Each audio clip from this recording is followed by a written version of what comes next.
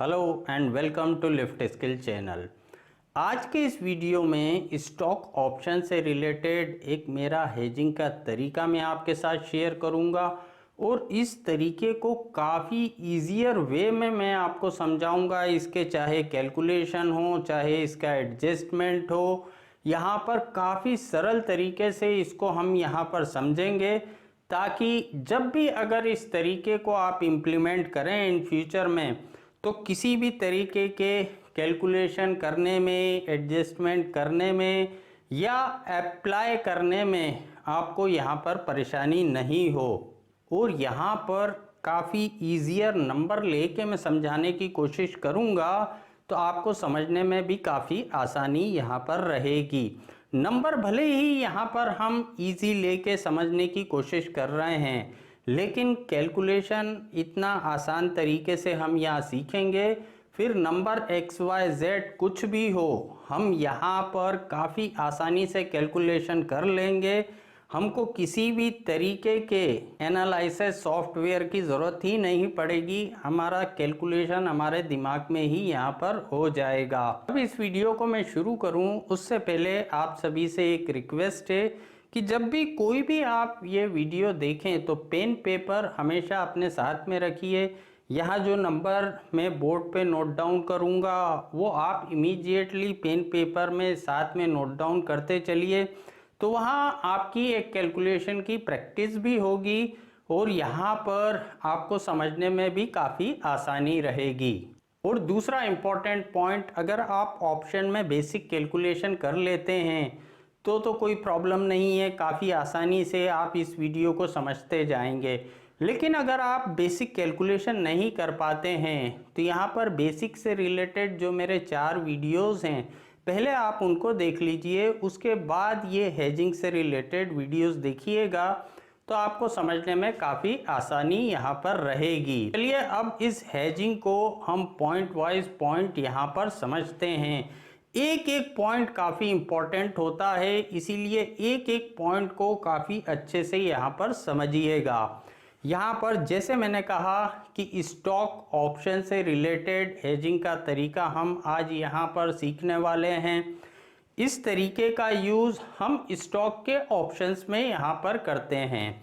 तो अगर हम स्टॉक के ऑप्शंस में ट्रेड करना चाहते हैं, चाहे हेजिंग से करना चाहते हैं या बिना हेजिंग के करना चाहते हैं, सबसे इम्पोर्टेंट बात होती है हमें उसी ही स्टॉक को सेलेक्ट करना चाहिए जिसके ऑप्शन में लिक्विडिटी होती है। हम ऐसा स्टॉक नहीं सेलेक्ट कर लें कि जिसके ऑप्शन में इतनी लिक्विडिटी ही नहीं है।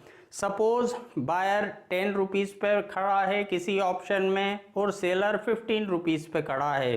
बाय चांस हमने ट्रेड डाल लिया, खरीद लिया उस ऑप्शन को, तो 15 में आया हमारे पास और हम इमीडिएट उसको बेचना चाहते हैं तो यहाँ पर बायर तो 10 में खड़ा है तो इमीडिएट हमको 5 पॉइंट का लॉस हो गया, क्योंकि बायर और सेलर के बीच में एक काफ़ी बड़ा डिफरेंस था। तो अगर हम स्टॉक ऑप्शन में ट्रेड करना चाहते हैं तो लिक्विडिटी का हमेशा हमको ध्यान रखना चाहिए, हमको लिक्विड काउंटर ही यहाँ पर सेलेक्ट करना चाहिए। अब यहाँ पर जिस हेजिंग को हम समझने वाले हैं वो रेंज बाउंड मार्केट में सबसे अच्छा परफॉर्म करती है। ये हेजिंग का तरीका जो मैं शेयर कर रहा हूँ ये अपने आप में एक नॉन डायरेक्शनल तरीका है। यहाँ हमको डायरेक्शन पिक करने की ज़रूरत नहीं है। हमको अगर लगता है कि कोई सा स्टॉक एक रेंज में रह सकता है, वन साइडेड ऊपर या नीचे की तरफ उसमें मूवमेंट नहीं हो सकता, ये स्टॉक एक्सपायरी डेट तक एक रेंज में रहेगा, तो यहाँ पर इस कॉम्बिनेशन का हम यूज़ करते हैं। ठीक है, हमारा प्रिडिक्शन है कि भाई स्टॉक रेंज में रह सकता है और कोई ज़रूरी नहीं हर बार हमारा प्रिडिक्शन सही हो जाए, वो वन साइडेड ऊपर या नीचे की तरफ कहीं भी जा सकता है। तो वो स्टॉक कहीं भी जाए, हम हेजिंग ही इसीलिए करते हैं कि अगर हमारा प्रिडिक्शन गलत हो जाता है तो भी या तो हम जीरो लॉस में बाहर हो जाएं या एक मिनिमम लॉस में यहाँ पर बाहर हो जाएं। तो यहाँ पर इस कॉम्बिनेशन का यूज़ हम तब करते हैं जब हमको लगता है कोई स्टॉक एक रेंज में यहाँ रह सकता है। यहाँ जैसे हम सुनते हैं कि भाई ऑप्शन राइटर इस मार्केट में काफ़ी अच्छा कैपिटल अर्न करते हैं, तो हमारा मेन मकसद भी यहाँ पर ऑप्शन को राइट करके जो एक प्रीमियम डिके होता है, ऑप्शन को राइट हम करते हैं और उसमें जो एक प्रीमियम डिके होता है वो जो हमारा बेनिफिट होता है, उसी बेनिफिट को ध्यान में रखते हुए इस कॉम्बिनेशन का हम यहाँ यूज़ करते हैं। तो चलिए अब यहाँ पर इस कॉम्बिनेशन को प्रॉपरली एक एक पॉइंट हम यहाँ पर समझते हैं। तो जैसे मैंने कहा, यहाँ हम नंबर ईजियर ले रहे हैं। नंबर अगर आप यहाँ प्रॉपरली सीख जाते हैं तो नंबर चाहे कुछ भी हो आप इजीली कैलकुलेट कर लेंगे। अब यहाँ कुछ नंबर बोर्ड पे मैंने मेंशन कर रखे हैं, वो आपको मैं समझाता हूँ। यहाँ मान ले कोई स्टॉक ए जिसका स्पॉट में प्राइस यहाँ पर 1000 चल रहा है। अब अगला पॉइंट आता है कि अगर हम ऑप्शन में ट्रेड कर रहे हैं तो हमको हमेशा स्पॉट को ध्यान में रखना चाहिए, क्योंकि ऑप्शन का जो सेटलमेंट होता है वो स्पॉट प्राइस से होता है। तो यहाँ अगर हम ऑप्शन में ट्रेड कर रहे हैं तो हमको फ्यूचर को देखने के बजाय स्पॉट प्राइस को देखना चाहिए। अब यहाँ पर मान ले कोई ए स्टॉक जिसका स्पॉट में प्राइस 1000 चल रहा है। हमको लगता है कि भाई ये स्टॉक एक रेंज में रह सकता है। अगर इसके कॉल पुट ऑप्शन को राइट करा जाए तो यहाँ पर इसमें एक प्रीमियम जो डिके होगा तो वो हमारा एक बेनिफिट हो जाएगा। तो यहाँ पर हमने देखा स्टॉक ए का प्राइस 1000 चल रहा था, उसके एटीएम कॉल और एटीएम पुट का प्राइस हम चेक करते हैं। तो एटीएम कॉल कौन सा हुआ, 1000 स्ट्राइक प्राइस का कॉल एटीएम कॉल कहलाएगा और 1000 स्ट्राइक प्राइस का पुट एटीएम पुट कहलाएगा। तो यहाँ पर जो उसका एटीएम कॉल और पुट होता है उन दोनों को यहाँ पर हम शॉर्ट सेल कर देते हैं, बेच देते हैं। मान लो 1000 स्ट्राइक प्राइस का कॉल जो एटीएम कॉल हुआ जिसका प्राइस मान लो 50 चल रहा था, उसको यहाँ पर 50 पर हमने सेल कर दिया। और 1000 स्ट्राइक प्राइस का पुट उसका भी प्राइस मान लो यहाँ पर 50 चल रहा था, तो यहाँ पर 50 पर उसको भी हमने यहाँ पर सेल कर दिया। तो एटीएम कॉल और पुट ऑप्शन को सेल करने से जो टोटल हमको यहाँ पर प्रीमियम रिसीव हुआ वो 100 पॉइंट का टोटल हमको यहाँ पर प्रीमियम रिसीव हुआ। तो अब यहाँ पर एटीएम कॉल और पुट ऑप्शन को बेचने से 100 पॉइंट का हमको प्रीमियम रिसीव हुआ, यानी यहाँ पर हमारी 100 पॉइंट ऊपर तक रिस्क नहीं है और 100 पॉइंट नीचे तक अब हमारी रिस्क नहीं है। यानी ऊपर 1100 का लेबल हुआ और नीचे 900 का लेबल हुआ। जो टोटल प्रीमियम हमको रिसीव हुआ 100 पॉइंट, यानी 100 पॉइंट ऊपर तक अब हमको रिस्क नहीं है, 100 पॉइंट नीचे तक हमको रिस्क नहीं है। तो ऊपर का लेबल आया 1100 और नीचे का लेबल आया 900। 1100 के ऊपर अगर ये स्टॉक जाता है तो रिस्क है, अगर 900 के नीचे जाता है तो यहाँ पर हमारी रिस्क है। तो अब यहाँ पर इस रिस्क को, इस लेबल को प्रोटेक्ट करने के लिए हम क्या करते हैं, जहाँ से ऊपर की तरफ हमारी रिस्क शुरू हुई यानी 1100 से यहाँ पर हमारी रिस्क शुरू है, तो यहाँ पर 1100 स्ट्राइक प्राइस का ओटीएम कॉल ऑप्शन मान लो वो 15 रुपीज़ का चल रहा था, 15 रुपये का वो चल रहा था, उसको 15 रुपये में हम यहाँ पर ख़रीद लेते हैं। वैसे ही नीचे की तरफ जहाँ से हमारी रिस्क शुरू होती है यानी 900 के नीचे अगर ये जाएगा वहाँ से हमारी रिस्क शुरू है, तो यहाँ पर 900 स्ट्राइक प्राइस का ओटीएम पुट ऑप्शन भी हम बाय कर लेते हैं। मान लो वो 15 रुपीज़ पर हमको मिला, तो यहाँ पर जहाँ से ऊपर की तरफ हमारी रिस्क शुरू हुई वहाँ का कॉल हमने बाय कर लिया, जहाँ से नीचे की तरफ हमारी रिस्क शुरू हुई वहाँ का हमने ओटीएम पुट ऑप्शन बाय कर लिया। यानी जितना टोटल प्रीमियम हमने सेल करा उतने पॉइंट ऊपर तक रिस्क नहीं, उतने पॉइंट नीचे तक रिस्क नहीं। ऊपर जहां से रिस्क शुरू वहां का ओटीएम कॉल बाय कर लिया और नीचे जहां से रिस्क शुरू वहां का ओटीएम पुट हमने बाय कर लिया। अब यहां पर टोटल जो हमने बाय करा वो एक 30 पॉइंट का यहाँ पर प्रीमियम बाय करा। यहाँ पर हमने 100 पॉइंट का प्रीमियम सेल करा है और यहाँ पर टोटल हमने 100 पॉइंट का प्रीमियम बाय करा है। तो यहाँ पर ये एक कॉम्बिनेशन हमने क्रिएट करा है। अब यहाँ पर अगला पॉइंट आता है कि भाई ठीक है, हमने ये कॉम्बिनेशन क्रिएट करा तो इस कॉम्बिनेशन में हमारा मैक्सिमम रिवार्ड कितना है, यहाँ पर ज़्यादा से ज़्यादा हमको रिवार्ड कितना मिल सकता है। तो यहाँ पर ज़्यादा से ज़्यादा रिवार्ड निकालने के लिए सिंपल तरीका होता है, जो टोटल प्रीमियम हम सेल करते हैं। टोटल प्रीमियम हमने यहाँ पर कितना सेल करा है, 100 पॉइंट का, उसमें से जो टोटल प्रीमियम हम बाय कर देते हैं उसको यहाँ पर माइनस कर देते हैं। तो यहाँ पर 100 में से अगर 30 को माइनस करा तो यहाँ पर ये जो फिगर निकल के आया वो आया 70 का।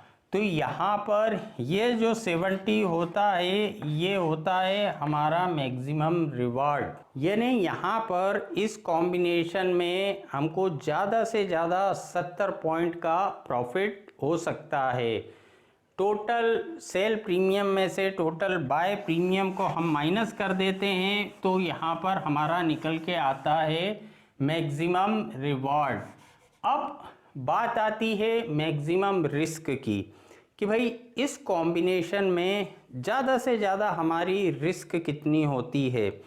अब यहाँ पर जैसे मैंने कहा कि भाई अगर हम किसी भी कॉम्बिनेशन हेजिंग पे काम करते हैं तो एक छोटे छोटे पॉइंट को हमको पहले से क्लियर करके रखना चाहिए। तो यहाँ पर मैक्सिमम जो रिस्क होती है कि भाई मैक्सिमम रिस्क हमारी कितनी होती है वो हम किस तरीके से निकालते हैं। तो यहाँ पर मैक्सिमम रिस्क निकालने के लिए सिंपल तरीका होता है, यहाँ पर स्पॉट से जो ओटीएम कॉल ऑप्शन हमने बाय करा या स्पॉट से जो ओटीएम पुट ऑप्शन हमने बाय करा उसके बीच में जो डिफरेंस होता है उसमें से हम जो प्रीमियम हमने रिसीव करा उसको माइनस कर देते हैं तो हमारा जो फिगर निकल के आता है वो होता है हमारी मैक्सिमम रिस्क।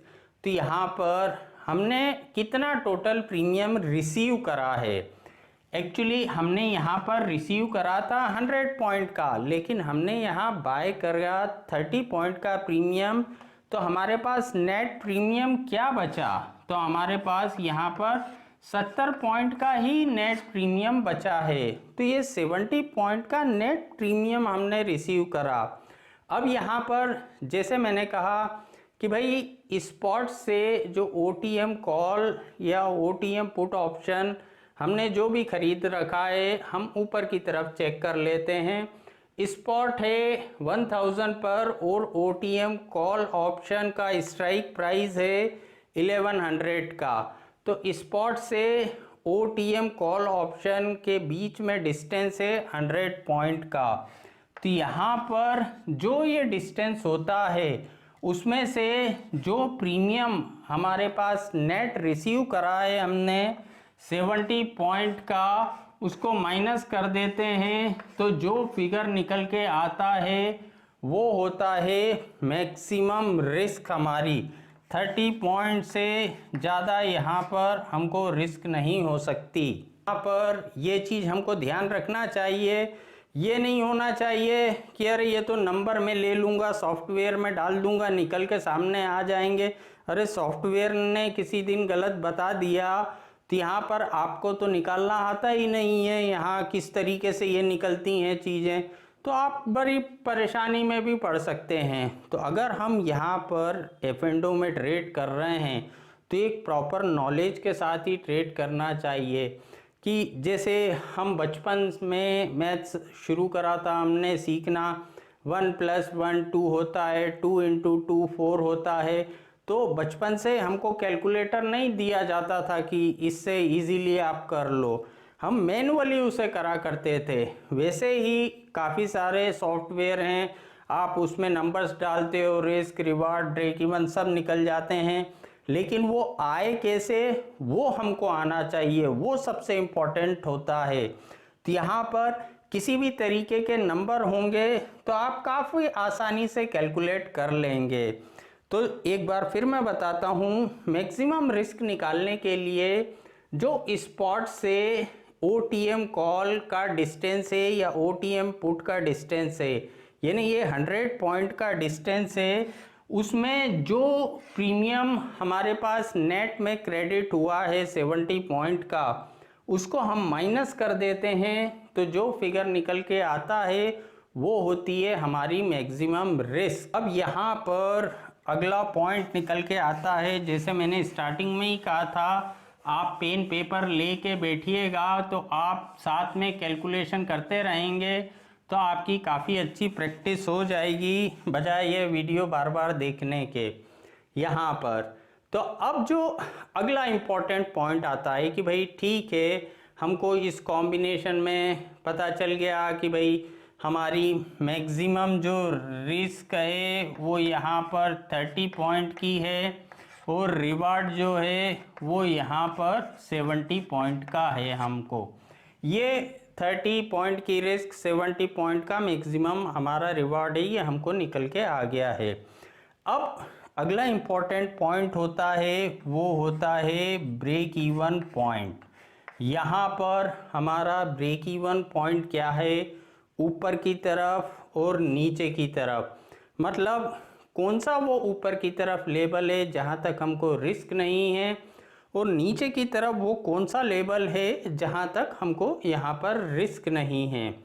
तो ब्रेक इवन पॉइंट किस तरीके से हम यहाँ पर निकालते हैं, तो यहाँ ब्रेक इवन पॉइंट निकालने के लिए सिंपल तरीका मैं आपको बताता हूँ। जो नेट प्रीमियम हम रिसीव करते हैं, यहाँ पर टोटल प्रीमियम हमने मैक्सिमम कितना रिसीव करा था, 70 पॉइंट का। ये 70 पॉइंट का हमको नेट प्रीमियम रिसीव हुआ था। तो यहाँ पर जो स्पॉट प्राइस है 1000 का, इसमें इसको नेट प्रीमियम को अगर हम ऐड करते हैं तो यहाँ पर आया 1070। तो ये हमारा आया ऊपर का ब्रेक इवन पॉइंट, ये हमारा अप साइड का ब्रेक इवन पॉइंट आया। और नीचे का जो ब्रेक इवन पॉइंट निकालते हैं उसमें 1000 जो स्पॉट का लेवल है उसमें 70 को माइनस कर देते हैं, तो यहाँ पर जो फिगर निकल के आया 930, ये नीचे का ब्रेक इवन आया, ये ऊपर का ब्रेक इवन पॉइंट आया। तो ये बिल्कुल सरल तरीके से हम निकाल सकते हैं। नेट प्रीमियम जो हमको रिसीव हुआ उसको इसमें ऐड कर लिया तो ऊपर का ब्रेक इवन आ गया, इसमें इसको माइनस कर दिया तो नीचे का ब्रेक इवन आ गया। यानी इसके बीच में कहीं भी अगर एक्सपायरी होगी तो हम प्रॉफिट में रहेंगे, इसके नीचे जाता है तो हमारा लॉस स्टार्ट होगा। मैक्सिमम रिस्क 30 से ज़्यादा हो नहीं सकती, इसके ऊपर अगर एक्सपायरी होती है तो हम लॉस में रहेंगे, मैक्सिमम 30 रुपये से ज़्यादा रिस्क हो नहीं सकती। अगर इसके बीच में कहीं भी एक्सपायरी होती है तो हम प्रॉफिट में रहेंगे, मैक्सिमम रिवार्ड हमारा 70 पॉइंट का रहेगा। तो यहाँ पर ब्रेक इवन पॉइंट भी हमने काफ़ी इजीली निकाल ली है कि किस तरीके से हम हमारे ब्रेक इवन पॉइंट को यहाँ पर निकाल लेते हैं। तो अब काफ़ी कुछ बातें क्लियर हो गई कि भाई ATM कॉल पुट ऑप्शन बेचना है, OTM कॉल पुट ऑप्शन खरीदना है, हमको रिस्क कैसे निकालना, रिवार्ड कैसे निकालना, हमारे ब्रेक इवन पॉइंट हमको किस तरीके से यहाँ पर निकालना है। यहाँ पर जैसे मैंने कहा कि नंबर कोई भी हो, ये सिंपल तरीका अगर आपके दिमाग में है कि किस तरीके से निकालते हैं, तो यहाँ पर नंबर कोई से भी हो आप काफ़ी आसानी से ये निकाल सकते हैं। जब हम ये कॉम्बिनेशन क्रिएट करते हैं तो हम सबसे पहले ये चेक करते हैं कि भाई इस कॉम्बिनेशन में हमारा मैक्सिमम रिस्क रिवॉर्ड रेशो क्या है। तो जैसे मैंने आपको इधर सिखाया है कि भाई रिस्क हमारी 30 पॉइंट की आ रही है और जो रिवार्ड हमारा 70 पॉइंट का आ रहा है। तो यहाँ पर रिस्क 30 की, रिवार्ड 70 का, यानी हमारा जो रिस्क रिवार्ड रेशो है वो 1:2 से थोड़ा ज़्यादा है। तो हमको हमारा रिस्क रिवार्ड रेशो भी यहाँ पर चेक कर लेना चाहिए यहाँ पर पोजीशन क्रिएट करने से पहले। यहाँ पर अगला इम्पोर्टेंट पॉइंट आता है कि भाई ये कॉम्बिनेशन जो होता है कि हम कब क्रिएट करें तब हमको सबसे ज़्यादा बेनिफिट होता है। तो इस कॉम्बिनेशन का यूज़ अगर हम फर्स्ट वीक में करते हैं, यहाँ पर मान लो इस मंथ की एक्सपायरी ख़त्म हुई, उसके बाद नेक्स्ट मंथ की एक्सपायरी स्टार्ट हुई, यानी एक्सपायरी के फर्स्ट वीक में अगर हम इस कॉम्बिनेशन को क्रिएट करते हैं तो वहाँ पर जो एटीएम कॉल और पुट ऑप्शन होता है उसमें सबसे ज़्यादा प्रीमियम हुआ करता है। तो उस कंडीशन में जो हम ऑप्शन को राइट करते हैं हमको काफ़ी ज़्यादा प्रीमियम रिसीव होता है फर्स्ट वीक में। वैसे ही अगर हम लास्ट वीक में चले जाते हैं तो जो ऑप्शंस होते हैं उसमें ऑलरेडी प्रीमियम ख़त्म हो चुका रहता है, एक नॉमिनल प्रीमियम बचा रहता है। तो यहाँ पर अगर फर्स्ट वीक में हम इस कॉम्बिनेशन का यूज़ करते हैं, फर्स्ट वीक से अगर हम यूज़ करते हैं, यूज़ तो हम कभी से किसी भी वीक में कर सकते हैं, लेकिन जो सबसे बेनिफिशियल रहता है फर्स्ट सेकंड वीक में अगर हम इस कॉम्बिनेशन का यूज़ करें, उसको बनाएं। अब यहाँ पर सबसे इम्पोर्टेंट पॉइंट जो आता है वो होता है एडजस्टमेंट करना। जैसे मैंने कहा कि भाई ये कोई कंपलसरी नहीं है कि जैसा मैंने सोचा वैसा होगा। यहाँ पर मैंने सोचा ये ए स्टॉक रेंज में रहेगा, इधर उधर वन साइडेड मूव नहीं करेगा, लेकिन बाय चांस ये ऊपर नीचे की तरफ कहीं ना कहीं मूव करा। तो यहाँ पर जैसे हमने देखा कि भाई मैक्सिमम रिस्क हमारी 30 पॉइंट की है, तो एडजस्टमेंट हम इसलिए करते हैं किसी भी हेजिंग में कि जो हमारी मैक्सिमम रिस्क है उसको किस तरीके से हम मिनिमाइज़ करें, यानी जो 30 पॉइंट की रिस्क है उसको धीरे धीरे करके हम कैसे कम करें कि हम इस कॉम्बिनेशन से या तो एक नॉमिनल लॉस में बाहर हो जाएं या बिना लॉस के हो जाएं। यहाँ पर कुछ या तो हम कमा के निकलें अगर ऊपर या नीचे की तरफ कहीं ना कहीं वन साइडेड मूवमेंट आ गया। तो अब जो एडजस्टमेंट वाला पार्ट होता है वो भी सबसे इम्पोर्टेंट पार्ट होता है। अब यहाँ पर जैसे हमको पता है कि भाई मैक्सिमम रिस्क जो है वो 30 की है, जो रिवार्ड हमारा है वो यहाँ पर 70 का है, और जो ब्रेक इवन पॉइंट हमारे हैं वो ऊपर की तरफ यहाँ पर 1070 है और नीचे की तरफ यहाँ पर 930 है। ये सारे पॉइंट हमारे सामने क्लियर हैं। अब यहाँ मान लो स्टॉक नीचे या ऊपर की तरफ मूव करता है, तो ये जो फिगर है मैक्सिमम रिस्क का, हम इसको मिनिमाइज कैसे करें, इसको हम धीरे धीरे कम करते हैं, रिस्क को हमारी धीरे धीरे कम करते हैं। और इस बीच में जब भी हमको एक रिवार्ड नज़र आता है तो हम पोजीशन में से स्क्वायर अप भी हो जाते हैं। प्रॉफिट कब किस तरीके से बुक करना वो मैं बाद में आपको बताऊंगा। तो यहाँ पर अब एडजस्टमेंट वाली बात करते हैं। मान लो ये स्टॉक ने बढ़ना शुरू करा, ये स्टॉक यहाँ पर 1000 से बढ़ के 1010 पर पहुँच गया, यानी यहाँ पर इसके स्ट्राइक प्राइस के बीच में मान लो 10 पॉइंट का डिफरेंस है। यहाँ हर स्टॉक के स्ट्राइक प्राइस के बीच में अलग अलग डिफरेंस होता है, किसी के बीच में 5 पॉइंट का डिफरेंस है, किसी में 10 का, किसी में 20 का। मान लो जिस एग्जाम्पल हम लेके चल रहे हैं ए स्टॉक का, उसके स्ट्राइक प्राइस के बीच में 10-10 पॉइंट का डिफरेंस है। मान लो स्टॉक 1000 से बढ़ के 1010 चला गया, यानी नेक्स्ट स्ट्राइक प्राइस पे यहाँ पर ये स्टॉक पहुँच गया। तो क्या होगा इस कंडीशन में, यहाँ पर ये जो कॉल ऑप्शन हमने बाय करा है, यहाँ पर ये जो कॉल और पुट ऑप्शन हमने यहाँ पर शॉर्ट कर रखे हैं उसमें हमको कोई भी छेड़खानी नहीं करना है। हमको जो एडजस्टमेंट करना है वो सिर्फ हमारी बाइंग पोजीशन में एडजस्टमेंट करना है। जो ऑप्शन हमने राइट करे हैं उसमें कोई भी एडजस्टमेंट नहीं करना। अब यहाँ पर स्टॉक 1000 से 1010 चला गया। मान लो ये कॉल ऑप्शन का प्राइस बढ़ के यहाँ पर 15 से 18 रुपीज़ के आसपास चला गया। यहाँ 15 से इसका प्राइस 18 रुपीज़ का हो गया। और यहाँ पर ये जो पुट ऑप्शन हमने बाय करा था इसका प्राइस मान लो ये गिर गया, यहाँ पर एक 10 रुपये का इसका प्राइस हो गया। तो यहाँ पर ये जो दोनों कॉल और पुट ऑप्शन हमने खरीद रखे हैं इन दोनों को हम यहाँ पर सेल कर देते हैं, यानी ये दोनों पोजीशन हम यहाँ पर स्क्वायर अप कर देते हैं। अब उसकी जगह हम यहाँ पर क्या करते हैं, जो कॉल और पुट ऑप्शन हमने बाय करे थे उनको स्क्वायर अप कर दिया। उसकी जगह अंदर के स्ट्राइक प्राइस के नियरेस्ट अंदर का स्ट्राइक प्राइस कौन सा होगा, 1090 का कॉल यहाँ पर नियरेस्ट अंदर का होगा और यहाँ पर 910 का पुट ये नियरेस्ट अंदर का पुट होगा। यहाँ पर ये पोजीशन हमने स्क्वायर अप करी और उसकी जगह अंदर वाले स्ट्राइक प्राइस के कॉल और पुट ऑप्शन हमने बाय कर लिए। यहाँ पर हमको हेजिंग को छोड़ना नहीं है। एक स्ट्राइक प्राइस स्पॉट आगे बढ़ा तो यहाँ पर हमने बाइंग पोजीशन स्क्वायर अप करके अंदर वाले स्ट्राइक प्राइस के कॉल और पुट ऑप्शन को हमने यहाँ पर बाय कर लिया।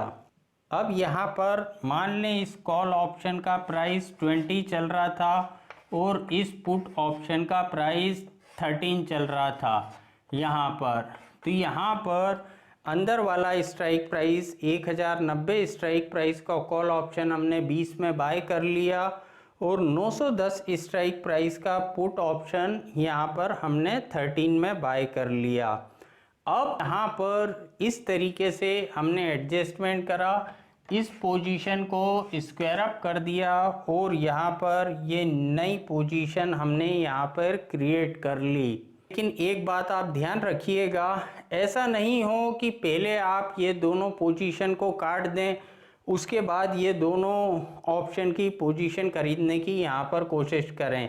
अगर ये दोनों पोजीशन आपने काटी तो ये नेकेड पोजीशन हो जाएगी जो आपने राइट करी है। इसीलिए पहले ये पोजीशन हम बाय करें उसके बाद ये पोजीशन को हम स्क्वायर अप करें यहाँ पर, जिस वजह से हमारा हेजिंग का कॉम्बिनेशन नहीं बिगड़ेगा। क्योंकि अगर ये नेकेट हो जाएगी, ये पूरा कॉम्बिनेशन अपने आप में एक कवर्ड कॉम्बिनेशन था, तो यहाँ पर कवर्ड पोजीशन है, कवर्ड हेजिंग है, तो जो हमारा रिक्वायर्ड मार्जिन होता है वो भी काफ़ी कम लगता है। काफ़ी कम मार्जिन में ये हम कॉम्बिनेशन क्रिएट कर लेते हैं। लेकिन अगर ये बाइंग पोजीशन हमने दोनों छोड़ दी तो यहाँ पर जो हमने कॉल राइट करा है, जो पुट राइट करा है, उसमें फुल मार्जिन यहाँ पर लगना शुरू हो जाएगा। तो अगर हम इसको पहले बाय कर लेते हैं उसके बाद इसको छोड़ते हैं तो हमारा कॉम्बिनेशन हेजिंग का क्रिएट है, यहाँ पर हेजिंग का कॉम्बिनेशन नहीं टूटा, तो जिस वजह से रिक्वायर्ड मार्जिन एकदम से जंप नहीं करेगा। तो यहाँ पर पहले इसको बाय करें, इसको यहाँ पर स्क्वायर अप बाद में करें। तो यहाँ पर हमको समझ आया कि भाई 1000 से 1010 गया या 1000 से 10 पॉइंट नीचे आया, यहाँ पर 990 आया। दोनों कंडीशन में हम जो नियरेस्ट अंदर के स्ट्राइक प्राइस के कॉल और पुट ऑप्शन होते हैं जो हमने स्टार्टिंग में बाय करे थे उससे नियरेस्ट अंदर के कॉल पुट ऑप्शन को बाय कर लेते हैं और जो बाय करे हुए हैं उस कॉल और पुट ऑप्शन को यहाँ पर हम छोड़ देते हैं। तो यहाँ पर अब अगला सवाल आता है कि भाई ऐसा करा तो करा क्यों है हमने। तो जैसे मैंने कहा हमारा मेन मकसद होता है कि भाई इस मार्केट से या तो हम पैसा कमाएं या हम पैसा बचाएं। ये हमारा मेन मकसद होता है अगर हम हेजिंग के साथ काम कर रहे हैं। तो यहाँ पर अब अगर हमने ये एडजस्टमेंट करा, पहला एडजस्टमेंट करा, तो यहाँ हमारा रिस्क रिवॉर्ड रेशो भी बदल जाता है।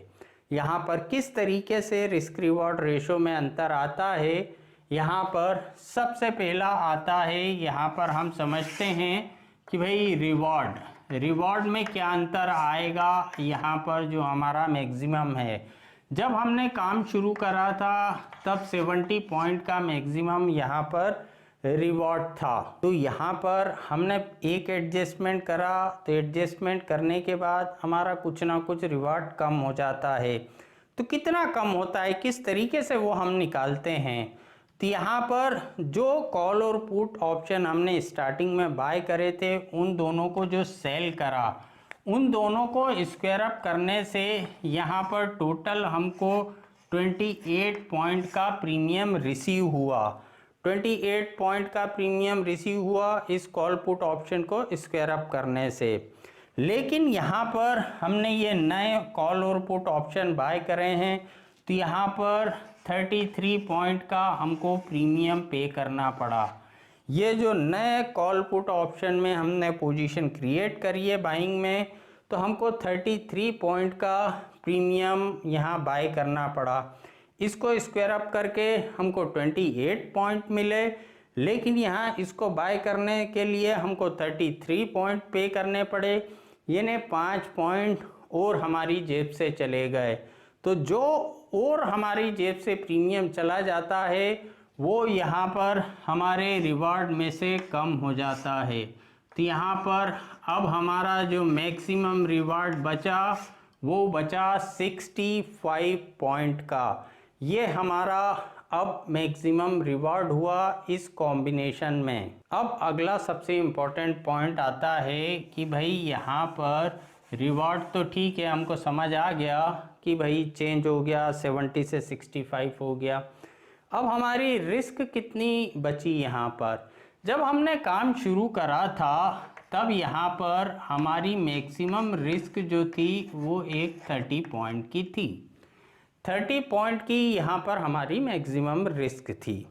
अब यहाँ ये हमने एडजस्टमेंट करा, ठीक है भाई, ये इस तरीके का हमने एक एडजस्टमेंट करा। अब इस एडजस्टमेंट में कितना पॉइंट हम अंदर आए, मतलब कितने स्ट्राइक प्राइस हम अंदर आए। तो यहाँ पर हम 10 पॉइंट अंदर आए, यानी हमारा कॉम्बिनेशन में जब हमने शुरू करा था 1100 को कॉल बाय करा था, अब 10 पॉइंट अंदर के कॉल को हमने बाय करा है, यानी 10 पॉइंट हम अंदर की तरफ यहाँ पर आए हैं। अब 10 पॉइंट अंदर की तरफ आने के लिए हमको और कितना एडिशनल प्रीमियम पे करना पड़ा। भाई हमको 5 पॉइंट का और एडिशनल प्रीमियम पे करना पड़ा। हम अंदर तो 10 पॉइंट आ गए, लेकिन 5 पॉइंट का हमको यहाँ पर और एडिशनल प्रीमियम पे करना पड़ा। तो यहाँ पर जितना पॉइंट हम अंदर आए हैं उसमें से जो एडिशनल प्रीमियम हमने पे करा उसको हम माइनस कर देते हैं।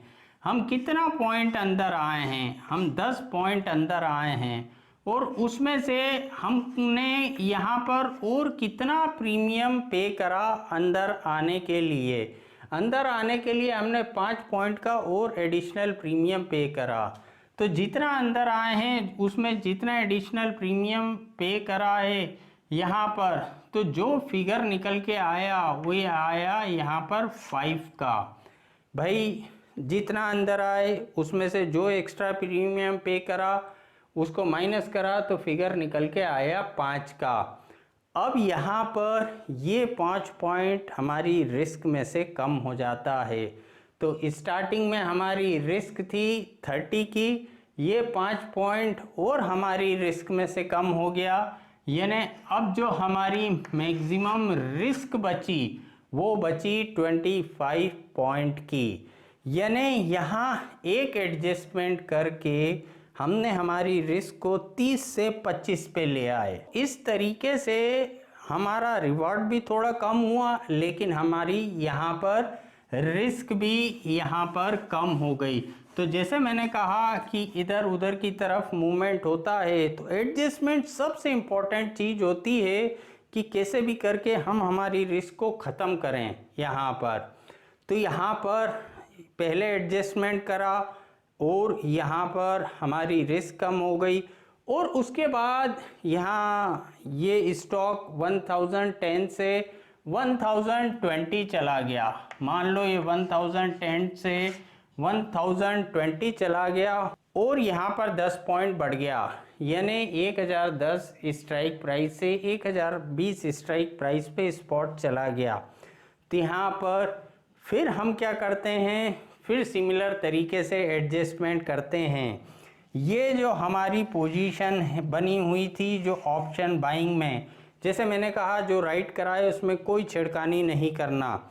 जो बाइंग में पोजीशन बनी है इस पोजीशन को हम स्क्वायर अप करेंगे और यहाँ पर वापस से नियरेस्ट अंदर स्ट्राइक प्राइस के ऑप्शन को हम बाय करेंगे, यानी 1090 स्ट्राइक प्राइस के कॉल ऑप्शन को हमने स्क्वायर अप करा, 1080 का कॉल ऑप्शन हमने बाय कर लिया, 910 स्ट्राइक प्राइस का पुट ऑप्शन स्क्वायर अप करा और यहाँ पर 920 स्ट्राइक प्राइस के पुट ऑप्शन को हमने यहाँ बाय कर लिया। तो अब ये एडजस्टमेंट करके फिर हमारे रिस्क रिवॉर्ड रेशो में थोड़ा अंतर आ जाएगा, हमारा रिवॉर्ड थोड़ा सा नीचे आ जाएगा और हमारी रिस्क भी नीचे आ जाएगी। पता चला दूसरा एडजस्टमेंट हमने करा उसमें यहाँ पर हमारी 7 पॉइंट की रिस्क और कम हो गई, तो 25 से अब 18 पॉइंट की ही रिस्क बची। यहाँ पर जैसे जैसे ऊपर या नीचे की तरफ ये स्टॉक मूव करता है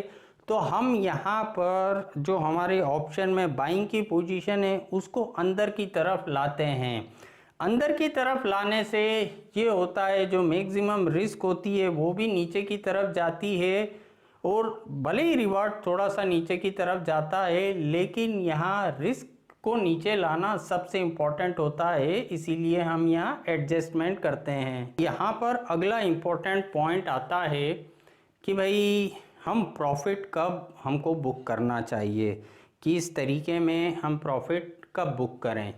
तो यहाँ जब भी हम किसी हेजिंग के कॉम्बिनेशन पे काम करते हैं, जैसे ये कॉम्बिनेशन हमारे नॉलेज में आया, हमको सब पता है मैक्सिमम रिवार्ड इतना मिल सकता है, मैक्सिमम रिस्क कितनी हो सकती है हमारी यहाँ पर, ठीक है, सारी चीज़ें पहले से क्लियर हैं। तो जब भी हम किसी कॉम्बिनेशन पे काम करते हैं तो यहाँ पर ये हमको पहले से यहाँ पर सोच के उस कॉम्बिनेशन पे काम करना चाहिए। भाई मैं यहाँ पर मैक्सिमम रिवार्ड के लिए जाऊँगा, तो यहाँ पर जो मेरा मैक्सिमम रिवार्ड है वो मुझे मालूम है, जो मेरी मैक्सिमम रिस्क है वो मुझे मालूम है, बस मैं एडजस्टमेंट करता रहूँगा, आराम से बैठा रहूँगा टिल एक्सपायरी। जब मैक्सिमम जो भी मुझे मिलेगा या लगेगा उसको लूँगा और बाहर हो जाऊँगा। मैं कोई यहाँ पर दिमाग नहीं लगाऊँगा, बस एडजस्टमेंट करता रहूँगा टिल एक्सपायरी, यहाँ पर मैं वेट करूँगा। हो सकता है ज़्यादा से ज़्यादा काफ़ी बड़ा रिवॉर्ड भी मुझे मिल जाए या एक माइनर लॉस भी हो जाए। तो ये एक पहला हमारा मेथड होता है जिसका यूज़ हम करते हैं। दूसरा मेथड होता है कि भाई ये कॉम्बिनेशन तो मैंने शुरू करा, अब यहाँ पर जब भी मुझे लगा कि यार मुझे कैलकुलेटेड रिटर्न मिल रहा है, मुझे 3-4% का रिटर्न आ गया सप्ताह भर में, या जो भी हमारा एक एक्सपेक्टेशन है उतना मुझे रिटर्न आ गया, एक एडजस्टमेंट करा, 2 करा, या बिना एडजस्टमेंट के उतना रिटर्न आ गया, मैं पोजीशन में से बाहर हो गया और काम ख़त्म और नया कोई कॉम्बिनेशन मैंने यहाँ पर क्रिएट कर लिया। तो यहाँ पर ये 2 मेथड अपने आप में अलग अलग होते हैं। ऐसा नहीं कि किसी दिन मैक्सिमम के लिए जाने का सोचने लगे, किसी दिन जो भी एक कैलकुलेटेड रिटर्न के लिए। हमको अगर लगता है कि भाई मैक्सिमम वाले को फॉलो करेंगे तो मैक्सिमम को ही हमेशा फॉलो करें, या हमको लगता है कैलकुलेटेड रिटर्न के लिए हम जाएंगे तो हमेशा कैलकुलेटेड रिटर्न के लिए हम यहाँ पर काम करें। तो हमारी सोच पहले से यहाँ पर क्लियर होना चाहिए। अब सबसे इम्पोर्टेंट पॉइंट होता है, यहाँ पर हज़ारों तरीके होते हैं, हज़ारों कॉम्बिनेशन होते हैं हेजिंग के साथ काम करने के, लेकिन ऐसा नहीं होता कि एक ही कॉम्बिनेशन पत्थर की लकीर, दूसरे की ज़रूरत ही नहीं है। यहाँ पर अलग अलग मार्केट, अलग अलग सिनारियों में अलग अलग कॉम्बिनेशन वर्क करते हैं। यहाँ पर हम किसी भी कॉम्बिनेशन में काम करें तो एक ही हमने ट्रेड डाला और पहला ही ट्रेड हमारा गलत हो गया, उसमें हमको पैसा लग गया, तो यहाँ ये सही है गलत है वो यहाँ डिसाइड नहीं करना चाहिए।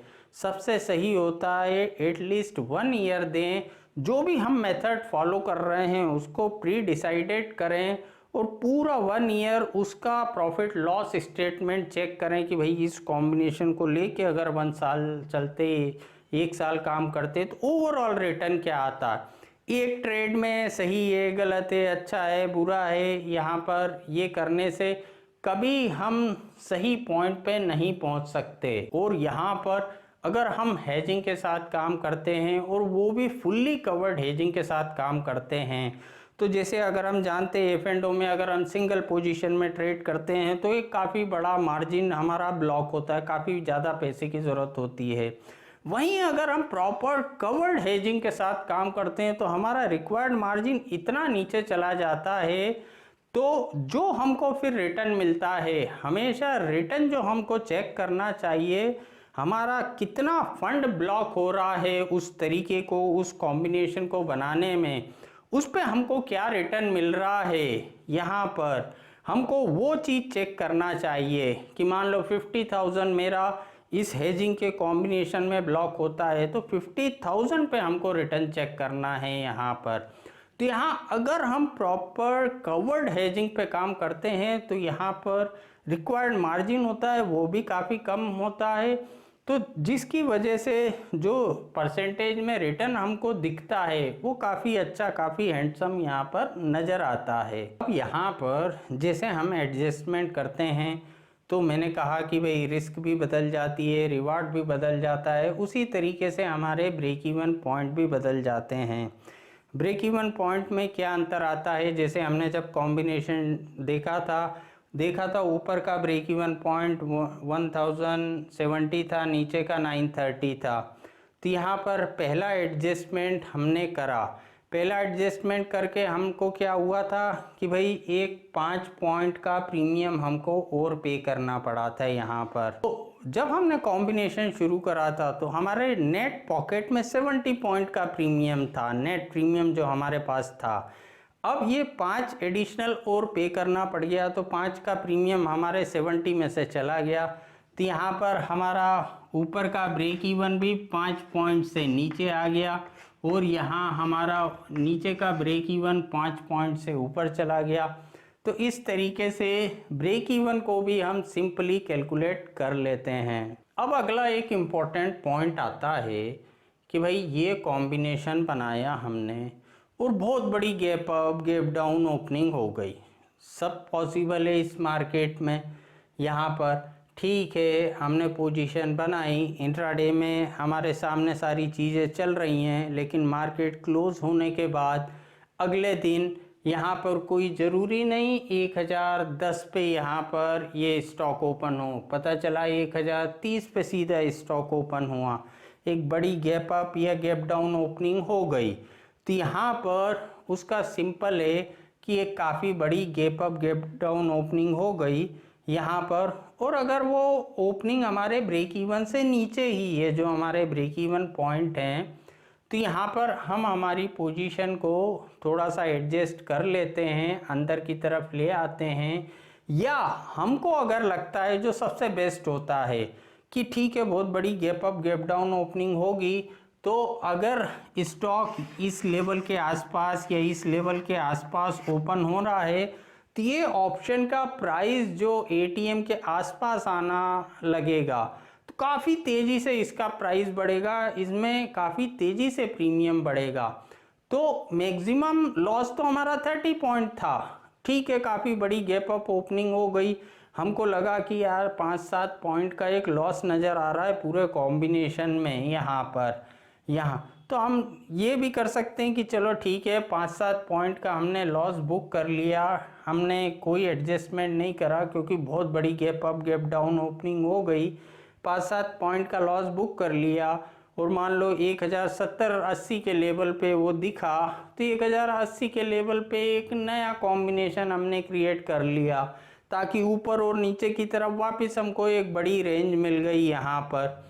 तो यहाँ पर एक नॉमिनल लॉस में हम बाहर हो गए, हर दिन काफ़ी बड़ी 10-20% ऊपर 10-20% नीचे तो ओपनिंग होगी नहीं, मान लो कभी किसी दिन ऐसी बड़ी ओपनिंग हो गई क्योंकि हमारा जो एक व्यू था कि ये एक स्टॉक रेंज में रहेगा, मान लो कोई उस स्टॉक की न्यूज़ आने वाली है या किसी वजह से उसमें मूवमेंट की पॉसिबिलिटी है, तो ये चीज़ हम यहाँ पर ध्यान रख सकते हैं।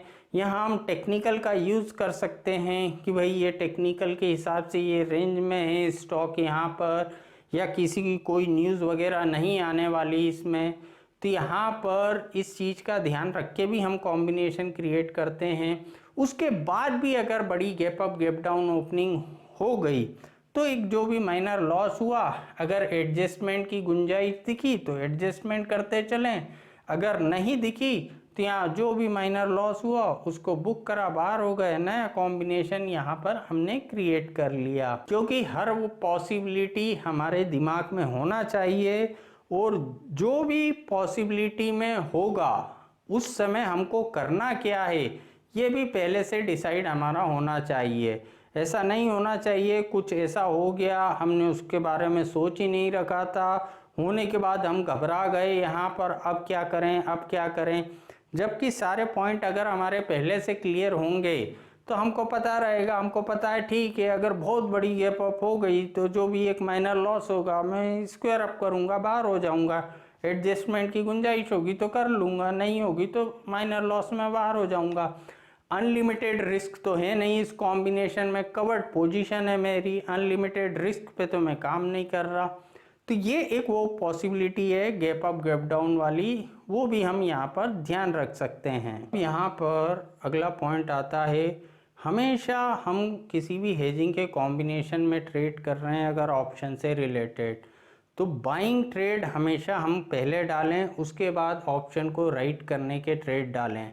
मान लो ये पहला हमने राइट करने का ट्रेड डाला तो फुल मार्जिन हमारा ब्लॉक हो जाएगा। वहीं अगर हमने इसको पहले बाय करा और उसके बाद इसको राइट करा तो हमारा जो रिक्वायर्ड मार्जिन है वो काफ़ी कम लगेगा।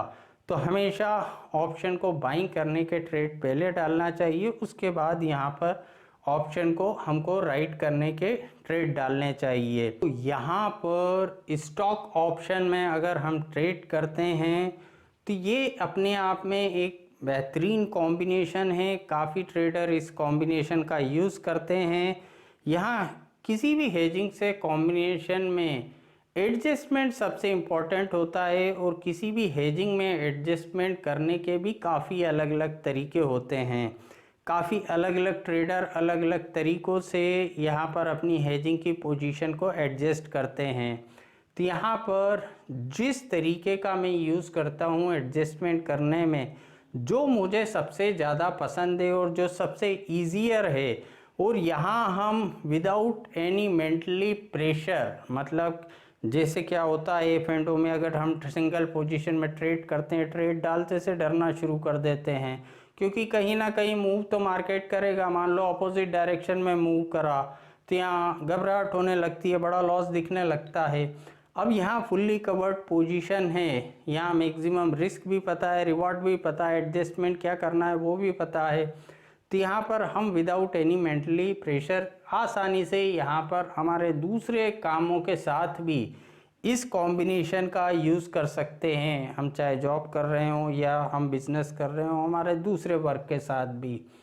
तो यहाँ पर ये एक तरीका था यहाँ पर कि किस तरीके से हम कॉम्बिनेशन क्रिएट कर सकते हैं स्टॉक ऑप्शन में, और क्या वो एडजस्टमेंट है जिसको हम यहाँ पर फॉलो करते हैं। अब यहाँ एट लास्ट कैलकुलेशन सबसे इम्पोर्टेंट होता है।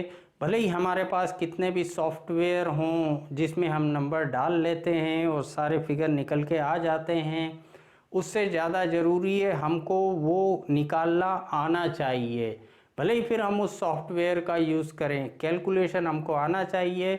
और यहाँ मैंने काफ़ी सरल तरीके से आपको समझाने की कोशिश करी है, तो हो सकता है आपको काफ़ी आसानी से ये चीज़ समझ आ जाए। और यहाँ पर फिर मैं कहता हूँ जो बेसिक के 4 वीडियो हैं पहले आप वो देख लीजिए, अगर ये कैलकुलेशन समझने में दिक्कत आ रही है तो वो देख लेंगे, तो उसके बाद ये वीडियो आपको काफ़ी आसानी से समझ आएंगे। वीडियो में इतना ही, अगले वीडियो में कोई और हेजिंग से रिलेटेड बेहतरीन कॉम्बिनेशन में आपके साथ शेयर करूँगा, सारे एडजस्टमेंट के साथ में। Thank you.